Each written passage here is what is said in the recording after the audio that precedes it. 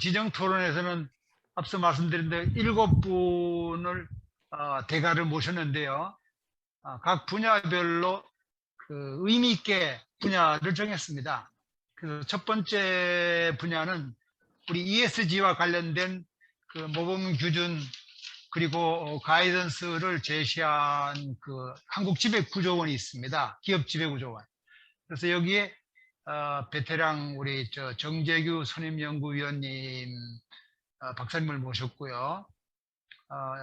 그 다음에 그두 번째로는 이제 기준 차원이 아니고 기업 측면에서 직접 그 ESG를 경험하고 계시는 SK그룹의 그 대표로 수백세배의 남재인 부사장님을 모셨습니다.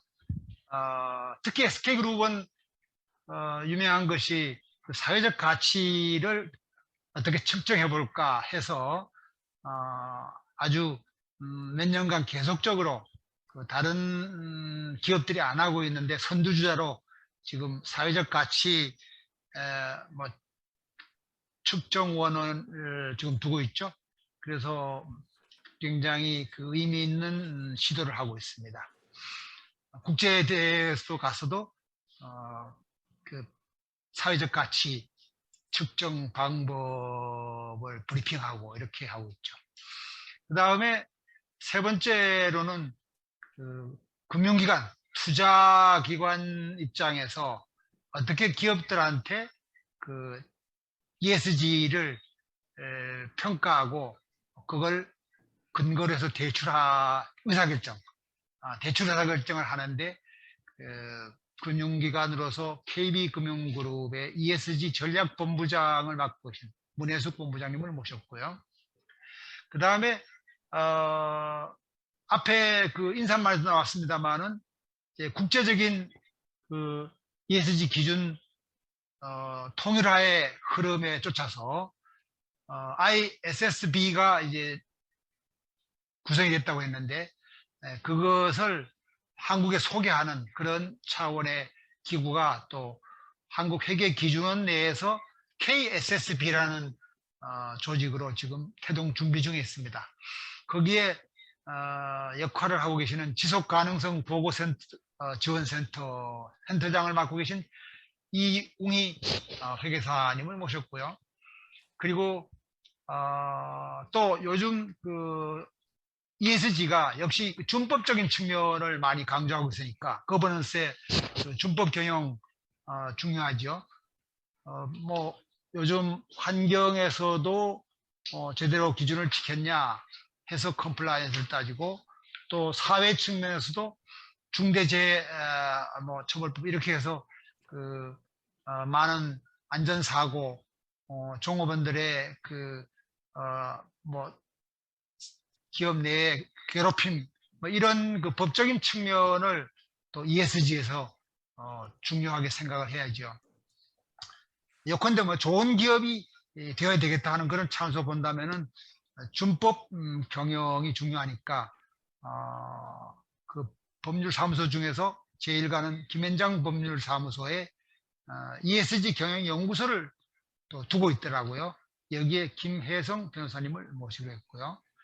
그리고 학계에서는 이 비재무 정보의 또 한 분야가 있습니다. 거기에 위원장을 하셨고 지금 현재 그 한밭대 경영회계학과의 박성환 교수님을 모셨습니다. 그리고 또 우리가 일반인의 관점에서 또 그리고 우리 사회에 또 여러 그 선도하는 그런 측면에서 언론인 그중에서 한국경제 선두그룹이죠. 이 한국경제의 논설위원회 계시는 유병연 기자님을 모셨습니다. 그래서 유병연 논설위원님을 마지막 순서로 해서 이 순서는 나중에 예측 가능성을 위해서 이 순서도 그대로 따라서 하겠습니다. 그래서 앞에 정재규 선임연구위원님부터 먼저 모시도록 하겠습니다. 부탁드립니다. 네, 안녕하세요. 저 한국기업지배구조원의 정재규 박사입니다. 네, 오늘 굉장히 뜻깊은 또 중요한 주제를 다루는 감사인 포럼에 토론자로 참여하게 돼서 굉장히 영광스럽게 생각합니다. 저는 기업 지배구조원 내에서 특히 기업 지배구조 보고서 공시된 내용들을 점검하는 업무도 지금 현재 하고 있기도 하고요. 또 ESG 모범 기준 개정과 관련해서도 참여한 바가 있어서 오늘 그런 경험이나 그런 걸 바탕으로 해서 오늘 주제에 대해서 간략하게 토론하도록 하겠습니다. 먼저 오늘 발표자께서 ESG 정보 공시 트렌드 그리고 그 공시 기준과 관련된 그리고 그 공시 기준에 의해서 발표되는 정보의 정확성과 관련된 인증까지 굉장히 좋은 정보들을 많이 안내를 해 주신 것 같습니다. 최근에 발표문에서도 보실 수 있었지만 국내외 ESG 정보 공시 표준화가 추진되고 있습니다. 사실 ESG 정보 공시의 표준화는 정보 수요자 입장에서도 그렇고 정보 공급자 입장에서도 그렇고 필수적인 사항입니다. 특히 기업 입장에서 본다 그러면 너무나 많은 다양한 ESG 공시 기준이나 이런 것들이 제시가 되고 있고 또 다양한 보고서들을 제출해야 되는 이런 상황이다 보니까 큰 어려움이 있고 또 매우 혼란한 상황인데 뭐 글로벌 차원에서 이런 뭐 IFRS 재단이라든지 이런 곳에서 적극적으로 나서서 이런 표준화를 추진하는 것은 굉장히 바람직하다고 생각합니다. 다만 표준화 과정에서 해당 기업의 특유한 여건이나 상황에 따라서 충분한 정보 제공과 입장 제시가 가능할 수 있도록 할 필요성이 도외시되지는 않았으면 한다는 그런 생각도 해보고 있습니다. 사실 공시 표준화는 굉장히 필요하고 바람직하기도 하지만 또 한편에서 보면 그 공시 정보가 기업 입장에서의 어떤 비용 문제라든지 여러 가지 상황들을 고려해야 되고 또 시장에서 어느 정보가 더 활용성이 높을 것인지 업종이나 규모에 따라서는 또 활용성의 차이가 있지는 않을 것인지 이런 부분들을 종합적으로 고려해야 될 것이고요. 특히 이 공시 정보의 정확성과 관련해서는 인증을 통한 어떤 정확성의 담보 이런 부분들은 앞서 발표문에서도 얘기가 되었지만 또 사후에 공시가 된 정보 자체를 사후에 점검해서 그 공시 내용들이 정확성이 있는지에 대한 사후 점검 노력도 추가적으로 필요하지 않을까 이런 생각도 해보게 됩니다. 또한 공시 정보 자체가 실제 활용성을 가지려면 그 시장에서 공시 내용을 활용하는 다양한 주체들이 그 공시된 정보를 쉽게 이해할 수 있고 또 비교 가능하고 활용할 수 있게 되어야 합니다. 따라서 그 기업 간 비교 가능성도 염두에 둬야 될 것이고 또 한 기업 내에서도 그 전기와 혹은 향후의 다음 기 예측 정보와의 어떤 일관된 시계열적인 정보 제공도 필요하지 않을까 생각해 봅니다. 물론 이러한 모든 내용들을 고려해서 아마 국제 공시 기준이라든지 이런 것이 나올 걸로 생각을 해보고 있습니다. 저는 이제 기업 지배구조원에 있기도 하고 또 실제 그 기업 지배구조 보고서가 공시되는 내용을 점검하는 과정에 있어서 그 부분에 조금 더 초점을 맞춰서 말씀을 해 보도록 하고요. 그 전 단계로 흔히 제가 이렇게 이제 지배구조 보고서나 ESG 공시 관련해서 기업 강의라든지 뭐 이런 기업의 담당자들을 만날 기회가 있을 때 주로 듣는 질문 사항이 한두 가지가 있었었는데요. 기존의 CSR 혹은 기업의 사회적 책임, 기업의 사회공헌 활동하고 현재 그 굉장히 많이 언급이 되고 있는 ESG 경영 혹은 ESG하고 어떤 차이가 있는지 조금 가장 기본적인 차이, 본질적인 차이에 대해서 조금 말씀을 해달라라는 얘기를 몇 차례 들었는데요. 물론 좀 거칠게 제가 표현을 하긴 했지만 가장 핵심적인 차이는 이런 차이가 아닐까 이렇게 생각을 해보고 있습니다. 네. CSR이라고 하는 부분은 뭐 물론 CSR의 범위를 좀 확대하거나 의미를 깊이 있게 들여다보면 뭐 사회와 환경에 미치는 영향에 대한 기업의 책임이라고 볼 수도 있겠고 또 이해관계자와 관계를 맺는 활동이라고까지 볼 수도 있습니다. 하지만 실제 이제 기업 현장에서 CSR이라고 했었을 때는 조금 단순한 사회공헌 활동 쪽에 한정해서 보는 경향도 일부 있었던 걸로 생각이 듭니다. 이에 반해서 ESG 혹은 ESG 경영이라는 측면은 기관 투자자 혹은 투자자 관점에서 자본시장에서 투자자와 기업 간의 어떤 연결고리 이런 측면이 좀 더 강조가 되는 것 같고요. 특히 최근에 ESG는 기업 입장에서 본다면 경영 전략에 통합하고 경영 활동 전반에서 고려해야 하는 그리고 또 추진되어야 하는 지속 가능 경영의 핵심 요소라고 할 수 있습니다. ESG는 한편으로는 리스크라서 관리를 해야 되거나 뭐 이렇게 하는 부분도 있을 수 있지만 또 한편으로는 기업 입장에서 새로운 성장 동력을 찾아갈 수 있는 기회로서의 성격도 동시에 가지고 있는 것이 아닌가. 이런 부분에서 볼 때 ESG 경영을 한다라고 했었을 때 기업은 기업의 경영 전략 전체에서 ESG를 고려하는, 즉 ESG 전략을 통합시키는 이런 노력이 필요할 것으로 생각을 하고 있습니다. 다만 ESG 경영을 추진한다는 것만으로 그 기업의 지속 가능성이나 장기적인 성장이 담보된다고 볼 수는 없을 것이고요. ESG라는 것은 지속 가능 경영으로 가는 필요 조건에 해당될 뿐이다. 충분 조건은 아니라는 거죠. ESG만 잘한다고 해서 그 기업이 지속 가능 경영을 할 수 있는 것은 아니기 때문에 기존의 그 기업의 자체적인 경쟁력이나 뭐 비즈니스 모델과 관련된 부분이나 뭐 재무적인 안정성과 관련된 부분들도 기본으로 고려를 하되 거기에 ESG 경영을 접목시켜서 새로운 리스크는 관리하고 또 새로운 성장 동력을 찾아가는 이런 노력이 필요하지 않을까 이렇게 생각을 해봅니다. 또한 기존 ESG 추진 동일 조직에서 지금 현재 ESG를 담당할 수 있는지 혹은 뭐 기존에 ESG 활동을 했던 부서가 이름만 바꿔서 ESG 뭐 담당 부서 혹은 ESG 추진 부서 이렇게 된다고 했었을 때 이게 과연 바람직하거나 아니면 실제 ESG 경영에 도움이 될 것인지에 대한 부분들도 상당 부분 질문이 많은 사항이었는데요. 제 개인적인 생각으로는 기존의 CSR 같은 경우는 주로 이제 하나의 부서 차원에서 실시를 했었었고 주로 사회공헌 활동이라든지 기타 이미 이윤을 확보한 이후에 기업 입장에서 사회에 어떤 뭔가 기여를 한다는 그런 측면이 좀 강했던 것 같고요. 다만 지금 얘기하고 있는 ESG 경영은 그렇게 하나의 부서에서 추진하는 사항은 아닌 것 같고 기본적으로는 전사적인 추진 체계가 필요할 것이고 이러한 추진 체계를 이끌어가는 것은 이사회여야 한다고 생각을 합니다. 따라서 전사 조직을 조율하고 조정하는 전담 조직은 이사회 아래에 있는 것이 바람직할 것이고 그러한 전담 조직에서 전사적인 ESG 어떤 추진 방향성에 대한 조정을 하고 또 각 부서마다 필요한 범위에서는 ESG와 연관된 내용을 업무를 추진할 수 있는 그런 인력들이 배치가 되어야 되지 않을까 이런 생각을 해봤습니다.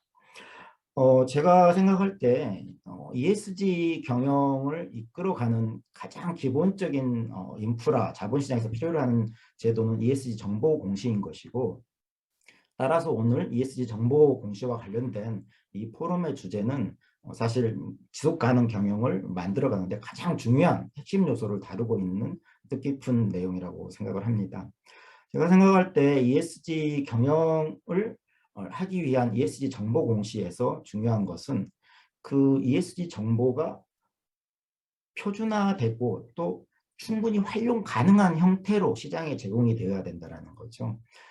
기업 입장에서 굉장히 비용과 노력을 투입해서 만들어내서 제공하는 정보가 시장에서 실제 활용성이 매우 낮다라고 하면 그 부분도 굉장히 비효율적일 것이고 또 시장에서는 이러이러한 정보를 조금 더 알기 쉽게 더 컴팩트하게 필요로 하는데 뭐 이제 기업에서는 뭐 입장을 또 정확히 전달해야 되니까 다양한 내용들을 얘기하다 보니까 서로 이렇게 조화가 이루어지지 않는 측면들도 있을 것 같습니다.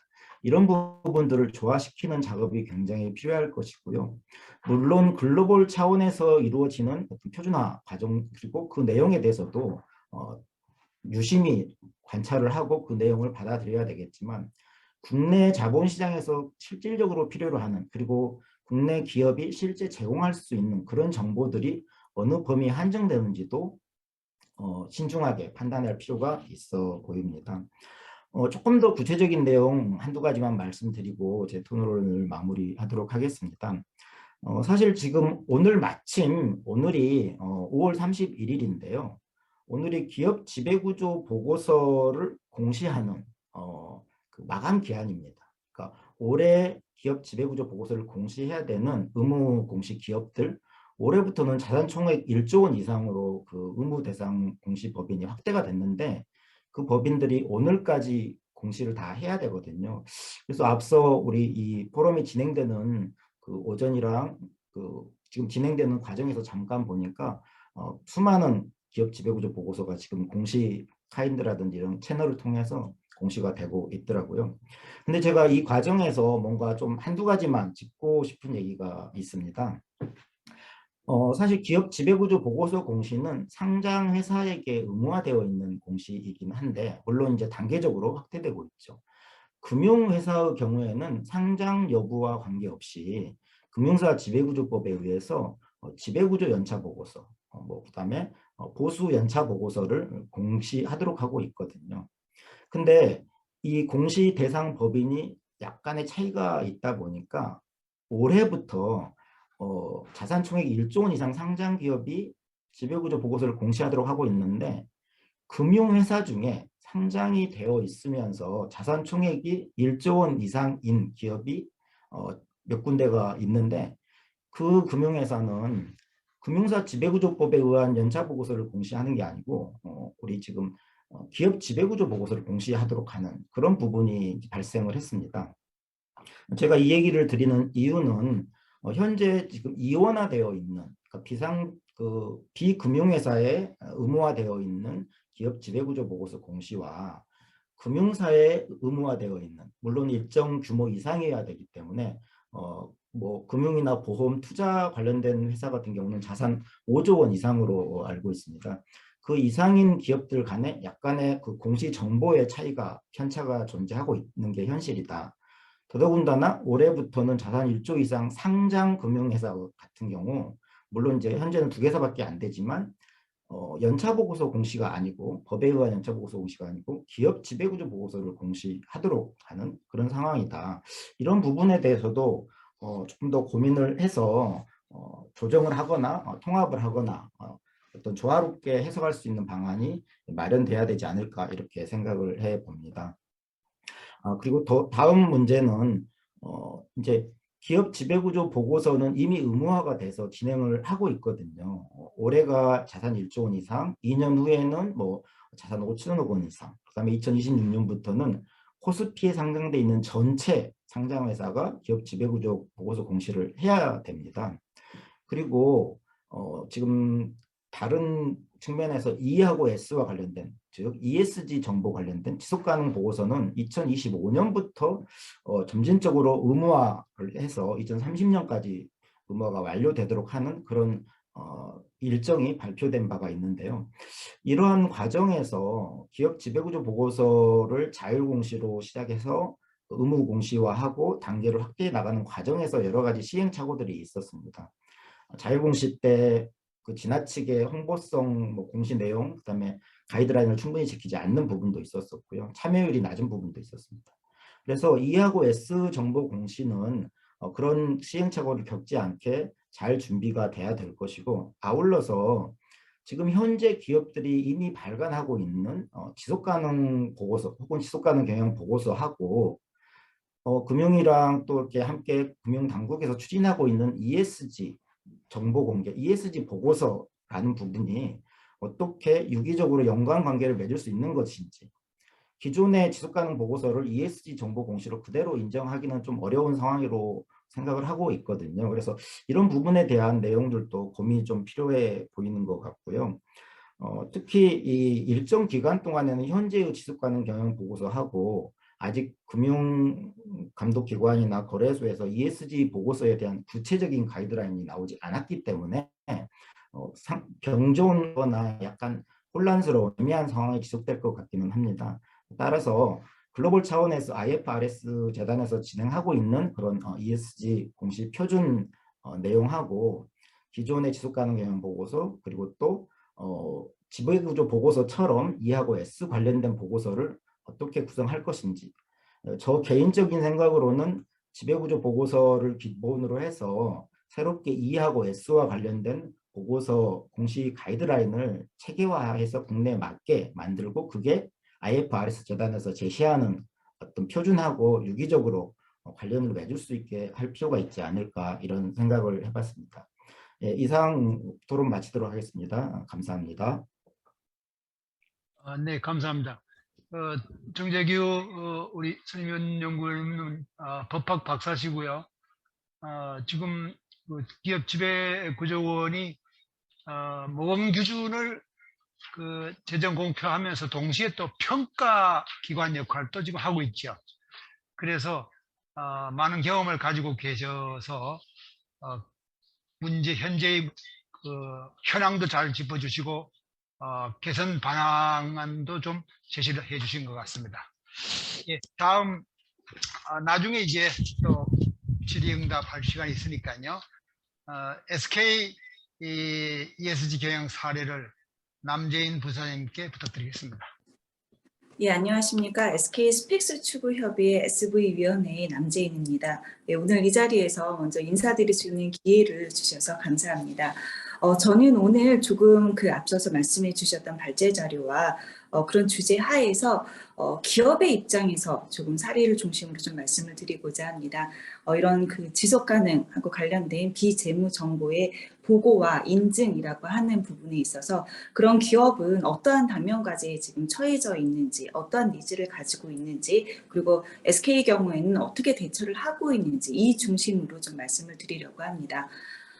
먼저 지금 현재 ESG하고 관련된 그러니까 비재무정보의 공시에 관련돼서는 기업들은 굉장히 큰 챌린지에 좀 접해 있습니다. 사실 기업한테 가장 중요한 거는 외부 투자자들에게 투자를 받는 것, 그리고 기업 가치를 이제 잘 평가받는 게 가장 우선적인 그런 과제라고 할 수 있는데 지금 투자자들이 이런 ESG 각각에 대해서 기업들한테 많은 것을 좀 요구를 하고 있습니다. 가장 큰 챌린지 중에 하나가 이제 환경하고 관련된 부분이고 이제 앞서 이제 PwC에서도 말씀을 해주셨었지만 TCFD라든지 스코어 1, 2, 3에 해당하는 이런 그 탄소하고 관련된 그 정보의 공시 이런 것들이 결코 기업들이 대처를 하기에는 쉽지가 않은 정보들입니다. 지금까지 저희가 다루지도 않았었던 정보들도 일부 있고 그래서 이런 것들을 지금 굉장히 강하게 드라이브하게 정보 공시에 대한 요구들이 들어오기 때문에 이제 기업들에서는 이제 이런 거에 대한 준비가 굉장히 시급한 상황이고 또 S 소셜하고 관련된 부분에 있어서도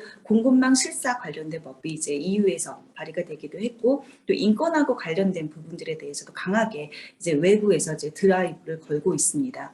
또 앞서 이제 말씀 주셨던 것처럼 가버넌스하고 관련된 부분에 있어서도 기업이 얼마큼 투명한 지배 구조를 가지고 의사결정을 내리고 있는 것인지에 대한 챌린지도 굉장히 많이 이제 들어오고 있습니다. 더 중요한 거는 글로벌리 이런 ESG 정책과 규제들이 굉장히 많이 이제 짧은 시간에 많이 이제 도입을 하고 있다라고 하는 부분인데 뭐 ISSB나 뭐 TCFD 그리고 SEC 뭐 이런 것들도 있지만 사실 각각의 하나하나의 분야로 들어가 보게 되면 기업이 이제 직접적으로 그 영향을 받게 되는 규제하고 정책은 굉장히 많이 있습니다. 뭐 속해져 있는 산업군에 따라서 조금씩 다를 수는 있겠지만 플라스틱, 그러니까 화학 업종에서는 플라스틱하고 관련된 부분, 자동차하고 관련된 부분에서도 내연기관차하고 관련된 그런 규제, 탄소하고 관련된 규제 이런 것 등등 영역별로 보았을 때는 처해져 있는 상황이 굉장히 다양하고 또 하나 중요한 거는 과거에는 그 미국이나 또는 유럽 같은 곳에서 먼저 선도를 하게 되면 우리나라의 이런 해당 사항들이 법제화가 되어져서 기업들한테 규제로 가해지기까지 몇 년의 텀이 좀 있었습니다. 그런데 최근 이런 ESG에 대한 트렌드가 강화가 되어지면서 짧게는 바로 다음 달 또는 조금 길게 하게 되면 6개월에서 1년 내에 한국에도 이게 법제화가 되어지는 그런 흐름들이 좀 나타나고 있었습니다. 그래서 이런 규제와 정책에 따라서 기업들은 바로 즉각적인 영향을 받고 있기 때문에 저희는 계속해서 이런 것을 모니터링 할 수밖에 없는 상황입니다. 하지만 기업 입장에서는 이런 많은 규제와 정보 공시 요구에 대해서 단기간 내에 요구받는 이런 그 데이터들을 준비를 해서 공시를 하기에는 굉장히 어려운 이제 그 상황에 사실 처해져 있는 것이 현실입니다. 그래서 이러한 상황 하에서 SK는 사실 사회적 가치라고 하는 것으로 이제 몇 년 전서부터 국내의 다른 기업에 비해서는 조금 빨리 이런 ESG 경영에 조금 대처를 해왔던 부분이 있습니다. 사회적 가치라고 하는 거는 기업의 그 경영 활동이 사회 문제 해결과 온라인되어서 이루어져야만 한다라고 하는 것을 기본적으로 하고 있습니다. 그리고 저희는 2018년서부터 더블 바텀 라인이라고 하는 DBL 경영을 이제 추구를 하고 있는데, 경제적 가치, 이코노믹 밸류와 소셜 밸류, 사회적 가치를 동시에 고려를 해서 기업의 의사결정을 내려야만 한다라고 하는 부분입니다. 그래서 저희는 어떻게 보면 이 사회적 가치라고 하는 게 SK 버전의 그 ESG 추구다라고 이제 말씀드릴 수가 있을 것 같은데요. 밑에 있는 이제 이 표가 이제 SK에서 추구를 하고 있는 사회적 가치와 ESG 관계라고 볼 수 있습니다. 에센셜 ESG라고 하는 게 어떻게 보면은 오늘의 이 주제하고 관련된 부분이라고 할 수 있을 텐데요. 외부에 대해서 이런 저희 비재무 정보를 어떻게 정리를 해서 공시를 하고, 또 이것이 외부 평가기관으로부터 어떻게 평가를 잘 받을 수 있을 것인가, 이제 여기에 이제 그 좀 초점을 맞춘 부분이고, 이제 스트래티직 ESG라고 하는 부분은 앞서 이제 그 정재규 박사님께서도 말씀을 해주셨지만, 뭐 CSR과 ESG와의 그런 차이점, 결국에는 비즈니스 모델이 근본적으로 바뀌어지는 것이 저희는 ESG의 핵심이라고 생각을 하고 있습니다. 그래서 SK는 친환경 비즈니스로서의 전환을 하기 위한 다양한 시도를 하고 있는데, 여기에 이제 해당하는 부분이 이제 스트래티직 ESG에 해당하는 부분입니다. 저는 오늘 좀 여기서 에센셜 ESG에 해당하는 부분, 저희가 어떻게 하고 있는지에 대해서 좀 더 포커스를 해서 좀 말씀을 드리려고 합니다. 지금 앞서서 이제 말씀 주셨던 것처럼 글로벌리 굉장히 많은 이런 그 공시 기준들이 있고 시시각각 변하고 있고, 특히 기업의 입장에서는 이런 ESG 그 평가기관의 평가가 굉장히 중요한 부분을 역할을 하고 있습니다. 근데 저희가 한번 추려보았더니 한 600개 정도의 이런 기준들이 있습니다. 사실 조금 앞서서 말씀을 해주셨을 때에도 새로운 기준, 새로운 그 규범에 대해서도 이야기를 해주셨는데, 기업의 입장에서는 그런 하나의 기준 같은 것들이 하나가 정립이 될 때마다 저희는 거기에 또 새로 맞춰야만 하는 추가적인 일들이 또 늘어나기 때문에, 이런 규제나 또는 기준이 하나씩 만들어진다라고 하는 게 때로는 좀 버든이 되어지기도 합니다. 그래서 SK 같은 경우에도 이렇게 글로벌리 수많은 이런 ESG하고 관련된 규제와 기준들이 있는데, 이것들에 대해서 저희 각 계열사들 하나하나를 살펴보았을 때 제대로 이거를 좀 잘 대응하지 못했었던 부분들이 조금 있었습니다. 그래서 SK는 그룹 차원에서 이런 그 글로벌 이런 규제와 기준들을 면밀하게 분석을 한 후에 이 중에서 공통이 되어져 있는 부분, 가장 최소화해서 미니멈 리콰이어먼트라고 저희가 이야기를 하고 있는데, 최고 수준까지는 못 맞추더라도 꼭 이것만을 지켜야지만 하겠다라고 하는 부분들을 좀 공동적으로 좀 끄집어냈습니다. 그것을 저희는 ESG 핵심 지표라고 이야기를 하고 있습니다. 파이낸셜 소사이티에서 다양한 그런 규제 기관에서 요구를 하고 있는 부분이 지금 현재는 100개 정도의 공시 항목을 이제 뽑아냈습니다. 지표와 그리고 공시 항목들을 조금 뽑아내어서 모든 그 계열사들이 100가지 정도의 이 지표에 대해서는 반드시 필수적으로 공시를 하도록 저희가 가이드를 하고 있습니다. 올해가 이제 2년 차인데, 작년에 저희가 이거를 이제 실행을 하고 나서 실질적으로 MSCI나 DJSI나 또는 KCGS와 같은 평가의 그 평가 등급들이 실제로 올라가는 그런 이제 결과를 이제 나타내기도 했습니다. 저희가 이렇게 공시에 대해서 100가지의 그 공시 그 항목들을 저희가 정했었던 이유가, 실제로 SK만 하더라도 외부에서는 뭐 ESG에 대해서 좀 잘하고 있다 이런 평가를 받고 있지만, 실제로 어떤 항목들을 공시를 해야만 하는지에 대해서 각각 계열사 단계로 들어가게 되면 이해도가 낮은 경우가 굉장히 많이 있었습니다. 그리고 어떤 지표를 이제 공시를 해야만 하는지 그 방법론에 대한 이해도가 굉장히 달랐기 때문에 그룹 차원에서 스터디를 통해서 이런 지표들을 이제 발표를 할 수 있도록 했습니다. 그리고 저희는 작년에 저희는 멤버사라고 표현을 하고 있는데요. 이제 멤버사 기준으로 해서 지속 가능 보고서를 전부 다 발간을 했습니다. 그리고 홈페이지를 통해서도 시시각각 이렇게 업데이트가 되어지는 ESG하고 관련된 정보들을 이제 외부에 공시를 할 수 있도록 하는 체계를 갖추고 있습니다. 그리고 올해부터는 자회사나 손자회사들도 지속가능 경영 보고서를 통해서 ESG하고 관련된 정보들을 체계적으로 공시할 수 있도록 가이드를 하고 있습니다. 그리고 앞서 이제 김광윤 회장님께서 말씀을 해주셨던 것처럼 SK는 그 소셜 밸류라고 하는 ESG하고 관련된 항목들을 화폐화로 이제 측정을 하고 있습니다. 지금 결국에는 EU에서도 이제 그린 어카운팅이라고 하는 부분, 그리고 ISSB도 어떻게 보면은 이런 ESG하고 관련된 정보들을 이제 정량화해서 체계적으로 외부에 공시를 하는 그 체계를 이제 표준화하는 것이다. 이렇게 좀 해석을 할 수 있을 것 같은데, SK에서는 이런 그 사회적 가치하고 관련된 부분들에 대해서 그 화폐화로 측정을 하는 작업들을 좀 3년 전서부터 계속 해오고 있습니다. 그리고 얼마 전에 이제 2021년도 사회적 가치 창출액에 대해서 대회 이제 공표를 하기도 해서 지금 화면에서 보시는 것처럼 이제 그 언론을 통해서도 어떻게 SK가 얼마만큼의 이제 그런 사회 문제 해결을 위한 활동들을 했었고, 플러스 또는 마이너스의 밸류를 창출했었는지, 그리고 그게 화폐로 환산을 했을 때에는 얼마 정도의 그런 그 임팩트를 주었는지를 전부 다 계산을 해서 외부에 이제 공시를 하고 있습니다. 예를 들어서 온실가스 같은 경우는 온실가스를 이제 몇백만 톤 발생을 했다가 아니라 이 온실가스를 이제 그로 인해서 이루어지는 사회 문제들을 다시 이제 원상복귀하기 위해서는 얼마만큼의 돈이 드는지를 이제 프록시 값으로 해서 구체적으로 봤을 때 지금 화면에서 보시는 것처럼 약 3조 원 정도 SK가 마이너스의 효과를 이제 사회에 사실은 만들어냈다. 이제 이런 부분들에 대해서 가감 없이 좋은 점, 잘한 점, 그리고 나쁜 점까지 대외 커뮤니케이션을 하기 위해서 좀 애를 쓰고 있습니다.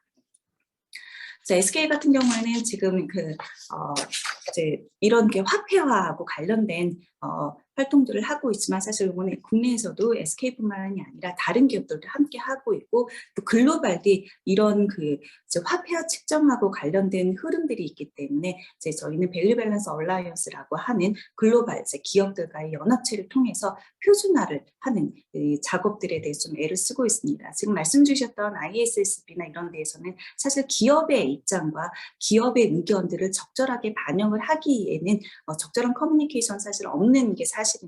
그래서 저희는 이제 기업의 입장에서 기업의 뷰를 좀 넣을 수 있는 이런 연합체를 만들어서 좀 대응을 하는 움직임을 좀 하고 있습니다. 그 외에 이제 SK가 하고 있는 그 ESG하고 관련된 활동들을 간략하게 이제 말씀을 드리면, 환경하고 관련돼서는 저희는 작년에 이제 리뉴어블 에너지 100% 아리백에 이제 가입을 했고, 또 넷제로도 이제 선언을 했습니다. 그래서 이 넷제로를 선언을 한 이후에 저희도 이제 얼마큼 저희가 온실가스를 이제 만들고 또 감축을 하고 있는지에 대해서 체계적으로 공시를 하고 있는 이 체계를 올해 조금 구체적으로 만들려고 애를 쓰고 있습니다. 스콥 1과 스콥 2에 대해서는 그래도 상대적으로 정리가 되어지고 있지만, 사실 스콥 3에 대한 부분을 어디까지 저희가 체계적으로 공시를 할 수 있을까지에 대해서는 특히 제조업의 경우는 굉장히 어려움을 좀 많이 겪고 있습니다. 그래서 이런 부분에 대해서 저희 그룹 차원에서의 내부 가이드를 만들기 위한 활동을 지금 하고 있습니다. 그 외에 이제 소셜 이슈하고 관련돼서도 지금 DE&I라든지 그래서 인권하고 관련된 인권 실사 보고서, 그리고 공급망하고 관련된 공급망 실사 보고서, 그리고 저스트 트랜지션이라고 하는 공정전환, 이런 이슈들에 대해서도 여러 이제 리포트와 보고와 인증 등을 요구를 받고 있기 때문에 이에 대해서도 지금 이해관계자별로 저희가 좀 대응을 하려고 하고 있습니다. 그리고 이제 마지막으로 이제 거버넌스하고 관련된 부분에서는 SK는 작년에 이제 거버넌스 스토리라고 하는 걸 이제 발표를 하면서 이사회 중심의 투명한 경영을 이제 강화를 하기 위한 여러 가지 이제 활동들을 좀 하고 있습니다. 이사회 내에 감사위원회, ESG위원회, 인사위원회 이런 것들을 이제 체계적으로 만들려고 하고 있고, 이 이사회를 통해서 특히 ESG하고 관련된 의사결정이 투명하게 이루어지고 있다라고 하는 것을 대외적으로 알리고 여기에 대해서 좀 체계적으로 커뮤니케이션 하는 작업들을 좀 많이 하고 있습니다. 예, 이상으로 SK ESG 경영에 대해서 좀 말씀드렸습니다. 감사합니다. 네, 부장님 감사합니다. SK의 그 선도적인 소셜 밸류 측정 사례부터 해서 여러 가지 좋은 사례 말씀해 주셨습니다. 자, 순서 우리 진행 관계로 그 다음 순서로 빨리 넘어가겠습니다. KB금융그룹의 문혜석 본부장님 부탁드립니다. 네, 안녕하세요. 저는 KB금융지주에서 ESG 본부를 맡고 있는 문혜숙 상무라고 합니다. 먼저 ESG 경영 정보의 중요성이 강조되고 있고, 이에 따라서 신뢰할 수 있는 정보 제공의 요구랑 또 공식 표준화의 어떤 물결이 더욱 거세지고 있는 이런 시점에서 ESG 경영과 공시 정보의 신뢰성 제고 방안을 논의할 수 있는 자리를 또 이렇게 마련해 주신 한국감사인연합회 김감윤 회장님과 관계자 여러분께 먼저 감사의 말씀을 드리겠습니다. 또한 이런 의미 있는 행사에 다른 관계기관들과 함께 또 금융기관을 대표해서 발표할 수 있는 시간을 주셔서 또 감사드립니다. 앞서 발표해 주신 그 이진규 파트너님께서 이제 말씀해 주셨던 ESG 정보 공시 그리고 인증 관련돼서 저희는 금융회사의 입장 그리고 또 KB금융그룹이 어떻게 공시를 하고 있고 투자를 하고 있는지 그리고 최근에 이제 그 ESG 정보 공시의 표준화에 가장 대표화되고 있는 ISSB의 정보 공시 초안과 관련된 의견들을 좀 중심으로 해가지고 말씀을 드리겠습니다.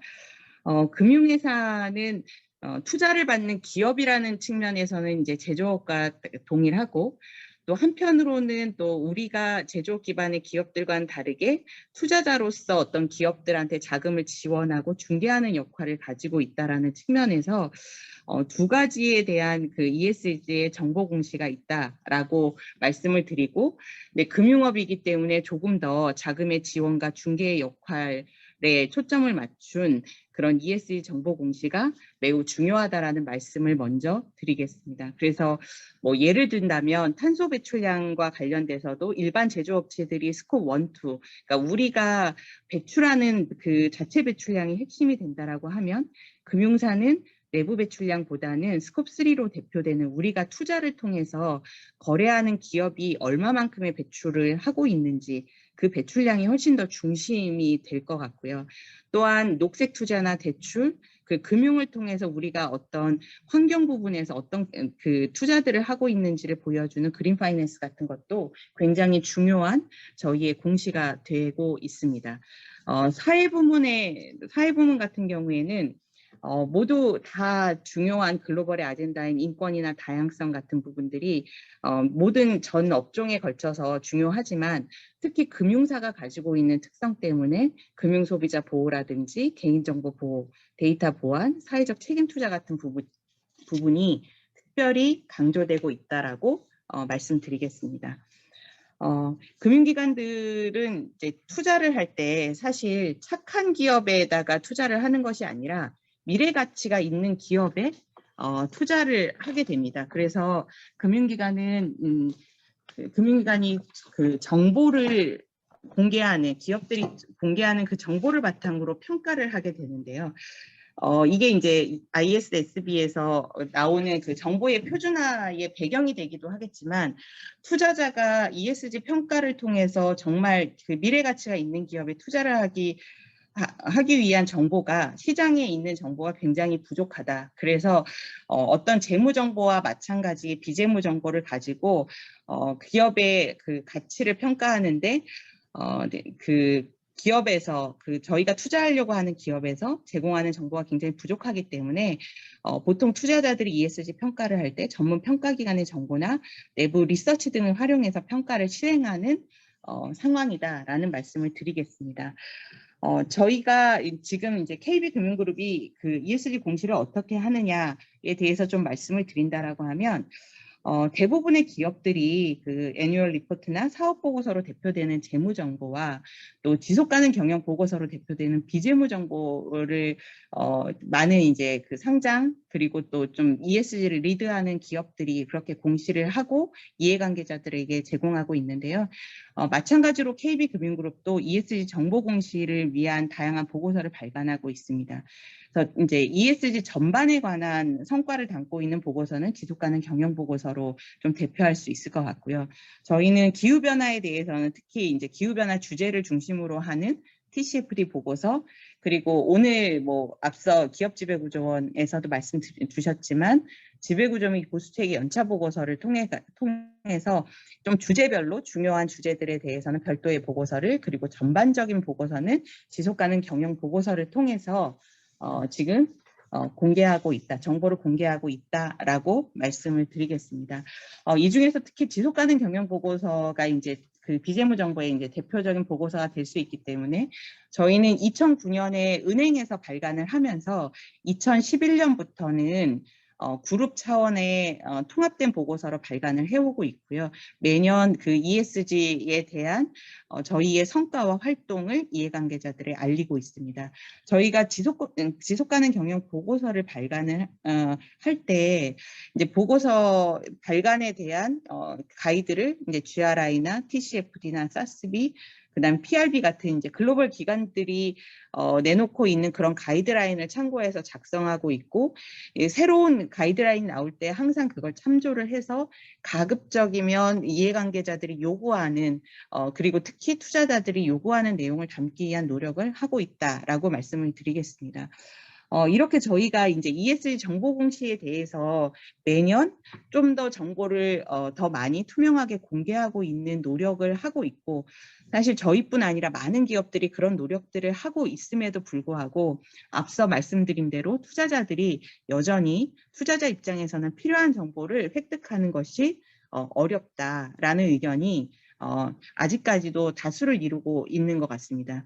일단 그 투자자들이 요구하는 정보는 좀 투명하고 신뢰 가능하면서 비교 가능성이 있어야 되는데, 뭐 여기에 계시는 분들이 이제 많은 부분들을 공감하시겠지만 지속가능 경영 보고서가 아직까지는 A 기업과 B 기업의 같은 업종에 있는 A 기업과 B 기업을 비교했을 때 동일한 정보를 공시하는 경우도 있지만 그렇지 않은 경우도 있고, 또 동일한 정보를 공시하더라도 기준이 다르고 그 기준이 다른 기준에 대해서 상세하게 기술되어 있지 않기 때문에 투자자가 객관적으로 어느 기업이 좀 더 비교 가능성이 비교를 했을 때 어느 기업이 좀 더 나은 기업이다라는 그 정보를 판단하기에 좀 어려움이 있다라는 말씀을 드리고요. 그렇기 때문에 이런 그 배경하에서 ISSB의 어떤 비재무 정보의 표준화, 공시의 표준화 움직임이 나올 수밖에 없었던 배경이 되지 않을까라고 생각하고 있습니다. ISSB가 이런 비재무 정보의 표준화 를 내놓으면서 사실은 이해관계자들이 어떤 투명성과 일관성과 비교 가능성에 기반한 ESG 정보를 제공한다는 측면에서는 굉장히 긍정적일 것이라고 기대를 하고 있고요. 특히 금융기관 입장에서는 ESG 공시의 표준화가 일관성 있고 또 비교 가능성이 높아지기 때문에 투자자의 입장에서 보다 정확하게 투자의 의사결정을 할 수 있다, 보다 합리적인 의사결정을 할 수 있다라는 측면에서는 굉장히 중요하고, 또 그린워싱 내지는 ESG 워싱을 방지하는 데도 굉장히 큰 의미를 가질 수 있다라고 말씀을 드리겠습니다. 두 번째로 이제 ISSB의 공시 기준의 방향성이 어떤 그 재무적인 그 기업의 이런 환경과 사회에 대한 그 활동들이 그 리스크들이 재무적으로 어떤 영향을 미칠 것인가라는 이런 재무적인 영향까지 공개할 것을 요구하는 것만큼 기업들이 이런 비재무 보고의 역량과 함께 이런 시스템의 개선을 통해서 정보의 품질을 확보하는 노력이 굉장히 필요할 것이다. 그래서 사실은 이제 많은 리드하는 기업들도 쉽지 않은 도전이다. 근데 이제 그런 그 리드하는 기업들, 지금 현재 국내로 보자면 국내에서 ESG를 리드하는 기업들, 대기업들은 어느 정도의 역량과 노하우를 축적하고 있지만 그런 기업들조차도 사실은 굉장히 어려운 도전이 되고 시간이 걸린다라는 의견들을 많이 내고 있고, 따라서 이제 중소기업이나 중견기업 같은 조금 아직까지 여기에 있어서는 좀 부족한 기업들한테는 굉장히 어려울 수 있어서 이런 기업들에게 뭐 지원하는 것들이 굉장히 필요하지 않을까라는 의견을 좀 드릴 수 있을 것 같습니다. 기업들이 사실은 이제 뭐 뒤에 가서 또 말씀을 드리겠지만 기업들이 ESG 비재무 정보 공시에 대해서 굉장히 비용적인 측면으로 접근을 하고 굉장히 규제와 비용이라는 측면에서 부정적인 의견들을 많이 내고 있습니다. 그리고 굉장히 어려울 것이다라는 의견들을 많이 내고 있지만 사실 궁극적으로는 좋은 기업에 그리고 지속 가능한 기업의 투자자들의 자금이 집중될 수 있기 때문에 궁극적으로는 굉장히 더 나은 자본을 유치할 수 있고 또 투자자 입장에서는 더 좋은 기업에 더 많은 투자를 할 수 있는 그래서 훨씬 더 그 자본의 어떤 효율성 측면에서 훨씬 더 나을 것이다라는 기대들을 하고 있고요. 다만 이제 이런 ISSB의 공개 초안이 조금 더 기업들 제가 이제 기업의 입장에서 말씀을 드린다라고 하면 앞서도 말씀드렸지만 여러 가지의 이제 보고 기업에 대한 부분 그리고 보고 기간에 대한 부분, 보고 범위에 대한 부분이 여러 가지 부분에서 아직까지 우리 기업들이 준비가 좀 부족한 부분이 있고 이런 준비들을 하기 위해서는 이제 그 정부 당국과 또 기업이 함께 노력해야 되는 부분들이 굉장히 있다. 그래서 그런 데 있어서 단계적으로 그리고 또 국내 중소기업들의 어떤 현실들을 감안한 그런 기준들이 조금 더 국내에서 ISSB의 글로벌 베이스라인을 받아들일 때 그런 것들을 좀 고려할 필요가 있지 않을까라는 말씀을 드리겠습니다. 그리고 마지막으로 제가 인증과 관련돼서 말씀을 드린다라고 하면 사실 KB금융그룹도 인증과 관련돼서는 이제 지속가능 경영 보고서를 통해 검증을 받고 있지만 검증의 수준이 아직까지 저희도 한 중간 수준 정도의 적용을 하고 있는 것 같습니다. 이제 그러다 보니까 저희도 이제 검증의 수준을 높이기 위한 노력들을 하고 있고 이런 그 합리적인 검증에 대한 기준이라든지 검증에 대한 어떤 신뢰도 제고를 위한 노력들이 조금 필요하지 않을까. 기업들도 노력을 하고 또 이런 검증기관들과의 어떤 협력이나 이런 부분들이 좀 필요하지 않을까라는 말씀을 드리겠습니다. 마지막으로 제가 조금 말씀을 드린다라고 하면 3가지 정도로 이제 기업 입장에서는 당연히 저희는 하나의 기업이기도 하고 또 투자자의 입장으로 본다라고 하면 더 좋은 투자를 하기 위해서 그리고 효율적으로 저희가 투자하기 위해서는 이런 그 기업들의 정보 공개가 또 믿을 수 있는 신뢰할 수 있는 정보의 공개가 반드시 필요하다. 그래서 기업들이 이걸 비용이나 비용 측면으로 보는 것보다는 조금 더 나은 기회의 측면으로 보고 빨리 준비하는 것이 좋겠다라는 한 가지를 말씀드리고 또 2번째는 정부나 정책기관에서는 이걸 규제보다는 좀 더 기업들의 어려움을 듣고 지원해 줄 수 있는 측면에서 바라봤으면 좋겠다라는 말씀을 드리고요. 마지막으로는 기업과 앞서도 말씀드렸지만 그 민간 기업들과 그리고 정부의 어떤 규제를 담당하고 있는 정책 기관들이 좀 협업을 하고 협력을 통해서 우리가 나오는 지금 글로벌의 이런 기준들에 대해서 우리가 적극적으로 수용할 수 있도록 그런 기반을 좀 마련할 수 있는 협력 체계를 갖췄으면 좋겠다라는 좀 제언을 말씀드리겠습니다. 네, 이상으로 발표를 마치겠습니다. 감사합니다. 네, 아유, 감사합니다. 그 본부장님 좋은 말씀 많이 해주셨고요. 정보 인증과 관련해서는 솔직한 또 고백도 해주셨네요. 현재로서는 그 엄격한 기준 ISA 3000을 못 따르고 AA 1000을 따르고 있고, 그리고 그 AA 1000에서도 또 거기에 그 중간 수준하고 하위 수준하고 있는데 지금 KB금융그룹이 중간 수준밖에 못 받고 있어서 앞으로 더 잘해보겠다 이런 고백도 해주셨는데, 제가 가장 기억에 남는 점은 그 중간에 스킵하셨는데 사실은 아주 공자 말씀 같은 거를 하셨어요. 중간에 기업들이 ESG 비재무정보 공시를 적극적으로 하게 될 경우에 뭐 규제와 비용 자꾸 이렇게 해서 걱정을 하는데, 사실은 와튼 비즈니스 스쿨의 최근 연구하고 MSCI의 데이터에 의하면은 전부 다 결국은 ESG 비재무 공시를 적극적으로 하면은 오히려 그 기업에 대해서 좋은 이미지를 받아가지고 매출도 올라가고 그리고 그 자본 비용도 낮아진다. 하는 것이 실증적으로 이렇게 학계나 또 그 평가 기관인 MSCI 이런 단체들에서 나오고 있다는 거, 이거를 정말로 이건 주옥 같은 말씀입니다. 이게 학자들이 하고 싶어하는 얘기예요, 사실은.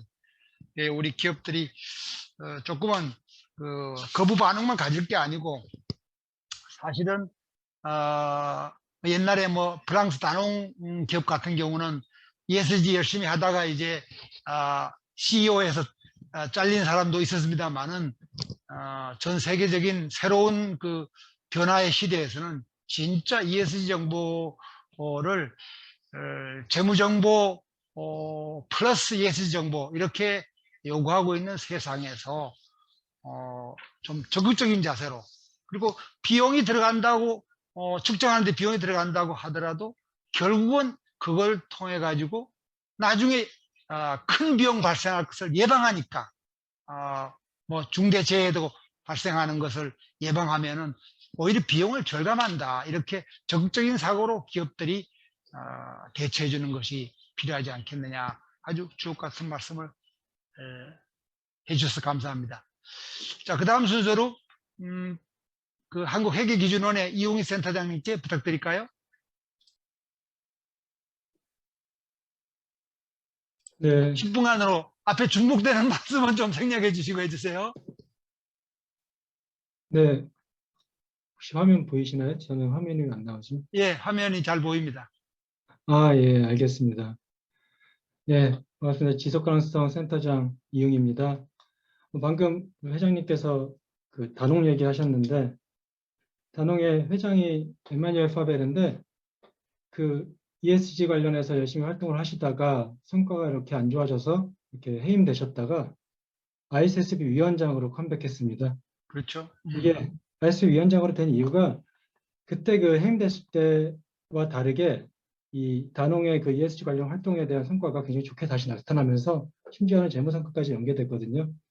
그래서 이렇게 화려하게 컴백을 해서 결국에는 ESG에 대한 활동, 이 기업에 대한 ESG에 대한 활동에 더 각광받았다는 말씀 드리고 시작하겠습니다. 우선 이렇게 뜻깊은 토론회장 마련해 주셔서 이 김강현 회장님께 감사드리고, 이 유용한 주제로 주제 발표해 주신 이진규 파트너님께도 깊은 감사 말씀드립니다. 제가 생각하기에는 오늘 발표를 통해서 이 분야에 많은 관심을 가지고 있었지만 관련 정보와 내용이 좀 부족했었던 국내 감사인들께 많은 도움이 될 거라고 생각됩니다. 이진규 파트너님께서 ESG 정보공시의 동향부터 ISSB 저희 기준을 중심으로 한 ESG 정보공시 기준, 그리고 ESG 정보 인증에 관한 사항까지 아주 자세히 설명해 주셨습니다. 기준원은 국제회계기준을 도입 및 제정하는 기구로서 이 IFRS 재단과 굉장히 밀접한 관계를 가지고 있습니다. 그리고 IFRS 재단의 한국 내 카운터파트너로서 활동하고 있어서 특히 재단에서 ISSB 설립 초기부터 지금까지 여러 활동을 수행하고 있었는데 이에 대해서 아주 밀접하게 모니터링을 하고 있었습니다. 그리고 ISSB 기준에 대해서도 이 재단과의 그 계약을 통해서 공개처분 번역본도 공개했고 내용도 분석해서 국내 이해관계자들의 의견도 수렴하고 있습니다. 물론 뭐 이 모든 활동은 IFRS 감독이사회 상임이사인 금융위원회와 함께하고 있습니다.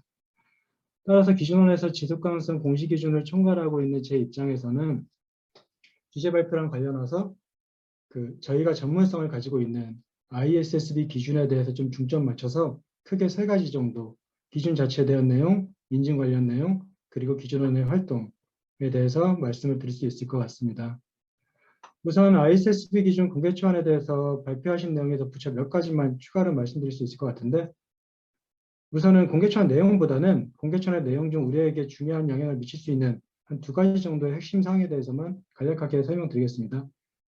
우선 중요성에 대한 것인데, 이 공개 초안에서는 모든 유의적인 지속가능성 관련 위험 및 기회에 대한 중요한 정보를 공시하라고 하고 있습니다. 그래서 기업은 지속가능성 정보를 공개하기 위해 중요성 평가를 해야 하죠. 이 회계기준도 마찬가지고요. 여기서 또 중요성에 대한 정의는 IFRS 회계기준의 개념 체계와 IAS1 재무제표 표시의 정의, 그리고 IASB에서 발표한 그 중요성 관련 실무서를 기반으로 하고 있습니다. 다만 중요한 것이 회계 정보와는 다르게 이 지속가능성 정보는 이 금액적, 이 양적 중요성 판단이 굉장히 어렵습니다. 이러한 특성상 좀 중요성에 대한 심리적 적용이 상당히 어려울 것으로 예상되는데, 특히 공개초안 결론 도출 근거에서 명시된 것처럼 일명 다이내믹 메타리얼리티라고 하죠. 동적 중요성 개념을 적용해야 하거든요. 동적 중요성이 뭐냐면 매년 기업들은 중요성 평가를 다시 해야 된다는 뜻입니다. 알파스타인의 연격 지배력 평가가 이제 매년 수행되듯이 중요성 평가도 하나의 기준으로 계속 적용되는 것이 아니라, 예를 들어서 옛날 뭐 감사인들은 5% 기준 룰로 해가지고서 매출액 대비 5%가 넘어가면 중요하고 그렇게 미만이면 중요하지 않다, 이렇게 일률적으로 했는데, 지속가능성 정보는 이 다이내믹 메타리얼리티, 계속해서 중요성을 다시 평가해야 된다, 이런 게 들어가 있어서 기업들이 이에 대해 어떻게 대응할지에 대해 좀 많은 고민과 준비가 필요할 거라 생각됩니다. 기준에서 다른 중요한 사항으로는 이 온실가스 배출량이 있죠. 우리 이진규 파트너님께서 얘기하셨듯이 ISSB 기준에 따르면 스콥 1, 2뿐만 아니라 스콥 3 GHG 총 절대 배출량이랑 배출량 집약도도 공시해야 합니다.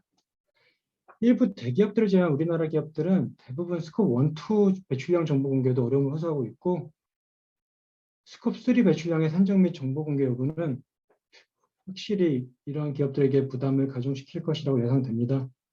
따라서 기준원에서 예비적 검토 의견 형성할 때 모든 기업들에게 일률적으로 스콥 3 정보를 공개하도록 요구하기보다는 이 스콥 3 정보가 중요한 산업, 뭐 금융산업이 있을 수 있고 철강 산업도 있을 수 있죠. 이러한 산업에게만 적용하도록 하는 산업별 접근법을 제안하고 있습니다. 물론 이외에도 공개초안에는 기업이 부담을 느낄 만한 여러 요구사항이 있습니다. 그렇지만 근본적으로 이 ISSB 기준은 기업들에게 지속가능성 관련 정보에 대해서도 회계 정보처럼 투자자들에게 비교 가능하고 목적 적합하고 신뢰성 있고 그러한 정보를 자본시장에 제공하도록 하기 위해 제정되는 거죠.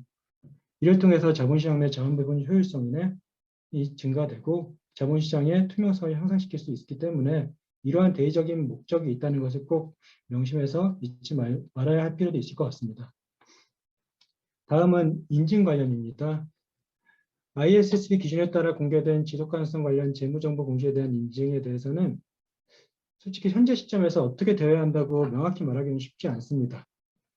적절한 인증 기준도 마련되어야 하고 IASB에서 뭐 비재무정보 감사 기준도 지금 개정하고 있는 상태에서 이러한 적절한 기준 마련뿐만 아니라 아이오스코에서도 국제 감독 및 인증 체계를 수립하고 있는데 이러한 체계도 수립되어야 하고 또 각국의 감독 당국에서도 인증되는 정보의 범위, 인증 수준 등에 대해서도 결정도 해야 합니다. 아직 기준 제정도 이루어지지 않았고 국제표준 기준이요. 국제표준 기준 제정도 이루어지지 않았고 ISSB 기준이 현재 제정 중인 상태에서 그리고 이러한 정보 공개 의무화 등도 각 국가별로 확실히 결정되지 않은 상태이기 때문에 관련 인증에 대한 의견을 제시하기가 더 어려운 상황이긴 합니다.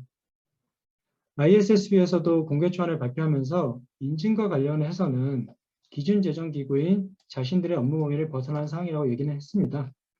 다만 그럼에도 불구하고 공개되는 정보의 신뢰성을 담보하기 위해서는 기준에서 요구하고 있는 정보의 그 verifiability, 검증 가능성이나 감사 규제 가능성이 굉장히 중요하기 때문에 공개초안 내 질문에서 ISSB에서 만든 기준에서 요구하는 정보를 기업이 준수했는지, 이 컴플라이언스 수준에 대해서 판단할 수 있는지에 대한 적절한 근거를 제공하고 있는가에 대한 질문을 공개초안 내에 포함했습니다. 이러한 질문에 대해 전 세계 감사인 및 규제기관들에게 의견을 구하고 있죠. 그리고 공개초안에서 감사인 및 규제기관이 검증하거나 집행해야 할 공시 요구사항이 무엇인지, 즉 정보 자체에 대해서 인증 범위, 수준에 대해서도 묻고 있습니다. 따라서 이러한 질문들에 대해서 규제당국뿐만 아니라 이 감사인 등 이 감사인들이 적극적으로 의견을 제출해서 인증 범위나 인증 요구사항, 수준들을 정할 수 있는 데 도움이 되는 자료를 제공할 필요가 있을 거라고 생각됩니다.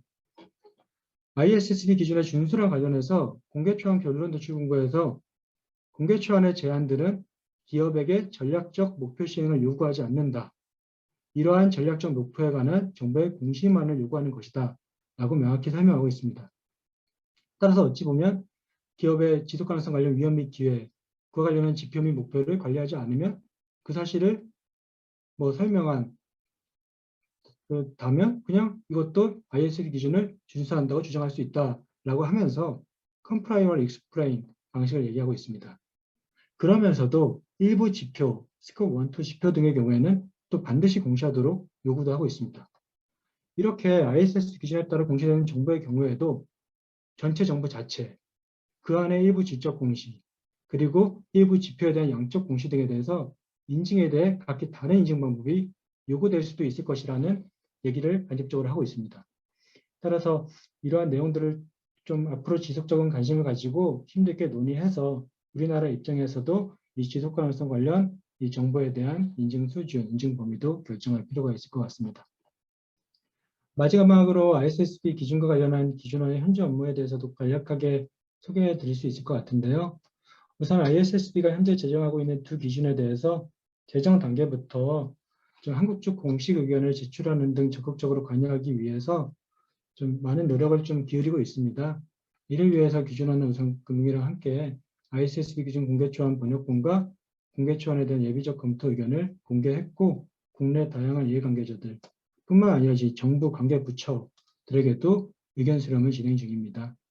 그리고 여기 토론자로 참석하신 분들도 계시지만 이분들도를 포함해서 기업, 금융회사, 유가기관 등 우리 국내 주요 이해관계자들로 구성된 지속가능성 공시기준 자문위원회라고 불리는데 이러한 자문기구를 운영해서 좀 전문가들의 심도 있는 의견을 듣고 공개초안 의견 형성을 진행하고 있습니다. 그리고 ISSB 기준 국내 도입 준비를 위해서 일명 가칭입니다. 아직은 한국 지속가능성 기준위원회 KSSB 설립을 위한 활동도 진행하고 있습니다. ISSB 기준이 국내 자본시장에 도입되기 위해서는 ISSB 기준이 국제기준이기 때문에 그냥 바로 도입될 수는 없습니다. 그래서 국내 법적 규제 환경에 맞춰서 한국식으로 변형시키고 이를 국내 지속가능성 공시기준 K기준으로 의결하는 기구가 필요합니다. 그래서 KSSB 설립을 논의하기 위해서 작년 8월에 KSSB 준비위원회를 기준안에서 구성해서 계속 운영하고 있었으며 얼마 전이죠. 4월 말에 정책적 포럼도 개최한 바 있습니다. 물론 KSSB 설립은 기준원 혼자만이 할 수 있는 일은 아니라고 생각합니다.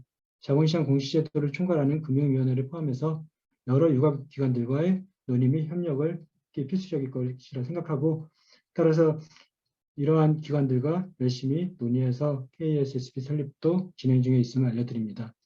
네, 이상으로 제 토론을 마치겠습니다. 감사합니다. 예, 감사합니다. 일단 진행상 그 내용을 지금 화면에 제시를 하는 걸 좀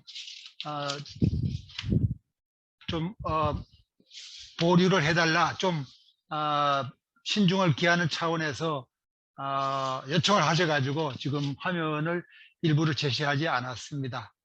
그 좀 양해해 주시고요. 자, 그다음 이어서 우리 변호사님이시죠? 김혜성 변호사님께서 준법 경영 ESG에 초점을 두고 말씀을 좀 해주시겠습니다. 예, 부탁드립니다.